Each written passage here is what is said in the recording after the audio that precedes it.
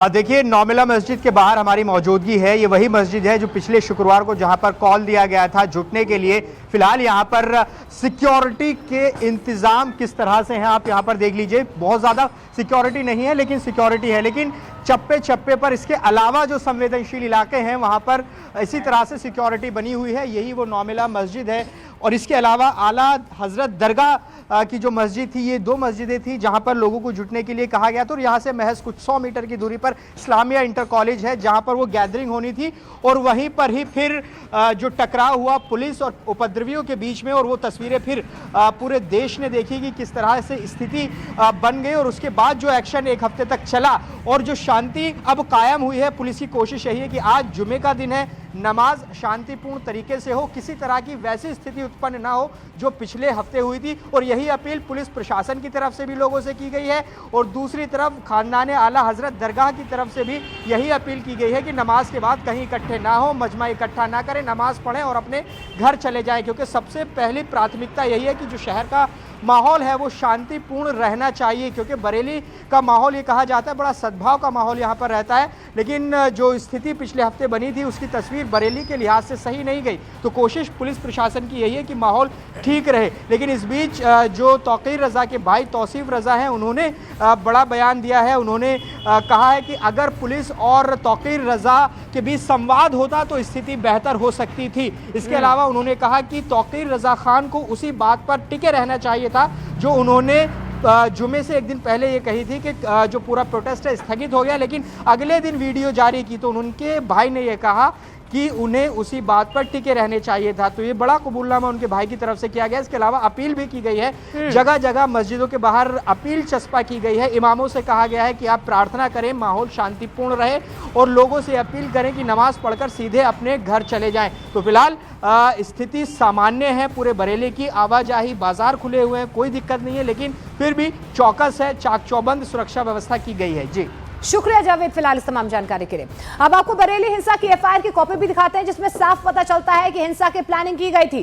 FIR में खुलासा हुआ है कि हिंसा के दौरान नबी की गुस्ताखी का हवाला देकर सिर तन से जुदा जैसे नारे लगाए गए। पुलिस ने दर्ज एफआईआर में साफ लिखा है कि आईएमसी नेता नदीम और उसके साथियों ने भीड़ को भड़काया। इसी दौरान तौकीर रज़ा पर भी आरोप लगा है कि उन्होंने अपने समर्थकों से कहा था कि आज हर हाल में माहौल बिगाड़ना है और पुलिस पर भी हमला करना है। नतीजा ये हुआ कि हजारों की भीड़ ने पुलिस पर धारदार हथियार, लाठी, डंडों और अवैध बंदूकों से हमला कर दिया।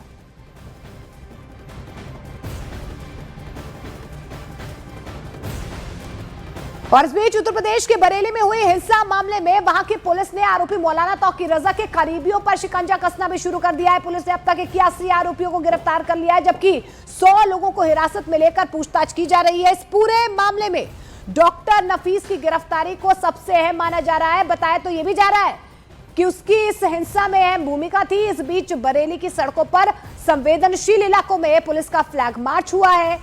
इस मार्च में करीब 800 महिला पुलिसकर्मियों ने हिस्सा लिया। इससे पहले बरेली में हुई हिंसा के मामले में बुलडोजर एक्शन भी लगातार जारी है। मौलाना तौकीर रज़ा के करीबियों के अवैध निर्माण पर नगर निगम का बुलडोजर चल चुका है।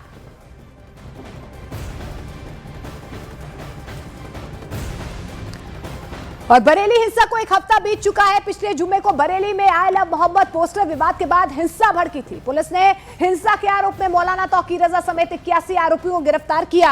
आरोपियों के घरों पर बुलडोजर एक्शन के साथ कई प्रॉपर्टीज को सील कर दिया गया। आज एक बार फिर से जुम्मे की नमाज है, इस बार कोई गड़बड़ी ना हो, इसके लिए पुलिस और प्रशासन की तरफ से सख्त इंतजाम किए गए हैं। पिछले 2 दिन पुलिस लगातार यहां पर फ्लैग मार्च करती रही। पुलिस खास एहतियात इसलिए भी बरत रही है क्योंकि विजयदशमी के अगले दिन हिंदू समाज की तरफ से जुलूस भी निकाला जाता है। इस बीच खानदान आला हजरत ने अपील की है कि लोग अपने आसपास की मस्जिदों में ही नमाज पढ़ें, किसी भी तरह की अफवाह का हिस्सा ना बने और ना ही उसे सोशल मीडिया में फैलाएं। आज शहर को, जो कोर शहर का एरिया है, उसको 4 सुपर जोन और 4 स्पेशल जोन में बांटते हुए फोर्स का हैवी डिप्लॉयमेंट किया गया है। जितने संवेदनशील पॉइंट्स हैं वहाँ पे फोर्स डिप्लॉय की गई है। 4 एडिशनल एसपी और लगभग 19 एडिशनल एसपी और 30 के करीब सीओज हैं जिनको एरिया और रिस्पॉन्सिबिलिटी बांट के दिया गया है। 8000 के आसपास पुलिस फोर्स की नफरी है जिसको डिप्लॉय किया गया है। इसमें हमारे सिविल पुलिस के लोग हैं, आर्म्ड पुलिस है, पीएसी है मजिस्ट्रेट्स 250 से ऊपर मजिस्ट्रेट्स हैं जिनका डिप्लॉयमेंट किया गया है। फायर सर्विस की गाड़ियों को डिप्लॉय किया गया है। LIU के लोगों को सादे कपड़ों में डिप्लॉय किया गया है इंटेलिजेंस गैदरिंग के लिए। तो एहतियातन जितने भी बरेली के बिहारीपुर इलाके में है, यहाँ पर मस्जिदों के बाहर किस तरह से सिक्योरिटी है पहले वो आपको दिखा देते हैं। देखिए करोलान मस्जिद है ये बरेली के चोपला रोड पर, और यहाँ पर मस्जिद के ठीक सामने यहाँ पर आपको यूपी पुलिस यहाँ पर तैनात नज़र आएगी। ये तस्वीर आप देख रहे हैं, मस्जिद के दोनों तरफ सामने की तरफ यहाँ पर पुलिस बल तैनात है। इसके अलावा जो संवेदनशील इलाके हैं वहाँ पर इसी तरह से पुलिस की डिप्लॉयमेंट रखी गई है।